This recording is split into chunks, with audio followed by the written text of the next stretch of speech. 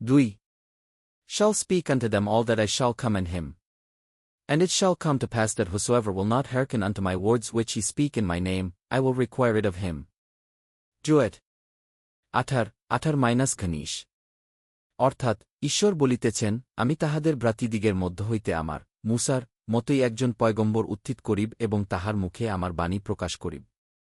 তিনি তোমাদিগকে আমি যাহা আদেশ করিব তাহাই শুনাইবেন।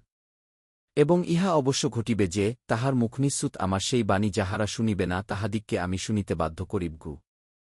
ঘনিশ 237 আরও একটি দৃষ্টান্ত দেখুন। And this is the blessing wherewith Moses, the man of God, blessed the children of Israel before his death. And he said, The Lord came from Sinai and rose up from Seir unto them, he shined from Mount Paran and he came with 10,000s of saints, from his right hand went a flary law for them. Joel 33:1-2 অর্থাৎ, এবং ঈশ্বরের মনোনীত পুরুষ মূসা মৃত্যুর পূর্বে এই বলিয়া বনি ইসরায়েল দিগকে আশীর্বাদ করিলেন এবং তিনি বলিলেন, প্রভু মূসা সিনাই পর্বত হইতে আসিলেন এবং সিয়র পর্বত হইতে উঠিলেন, কিন্তু তাহার, অর্থাৎ যিনি আসিবেন, জ্যোতি ফারান পর্বত হইতে বিকীর্ণ হইল, তিনি 10,000 ভক্ত সঙ্গে আনিলেন এবং তাহার দক্ষিণ হস্ত হইতে এক জীবন্ত আইন গ্রন্থ বাহির হইল। এই সমস্ত উক্তি যে একমাত্র হযরত মুহাম্মদ সম্বন্ধেই প্রযোজ্য, অভিজ্ঞ ব্যক্তিমাত্রেই তাহা স্বীকার করিবেন।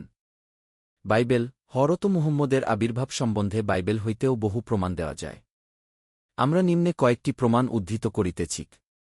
যীশুখ্রিস্টের সময়ে সাধু জন আবির্ভূত হইয়াছিলেন। তিনি যখন সকলকে বাপ্তাইজ করিয়া বেড়াইতেছিলেন, তখন জেরুজালেম হইতে ইহুদিরা কতিপয় পাদ্রীকে তাহার পরিচয় লইবার জন্য পাঠাইয়া দেন।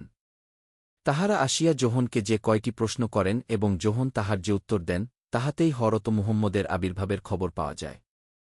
বাইবেলে এইরূপ উল্লিখিত হইয়াছে, And this is the record of John, when Jews sent priests and lates from Jerusalem to ask him, Who art thou?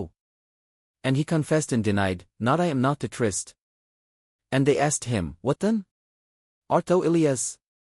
And he said, I am.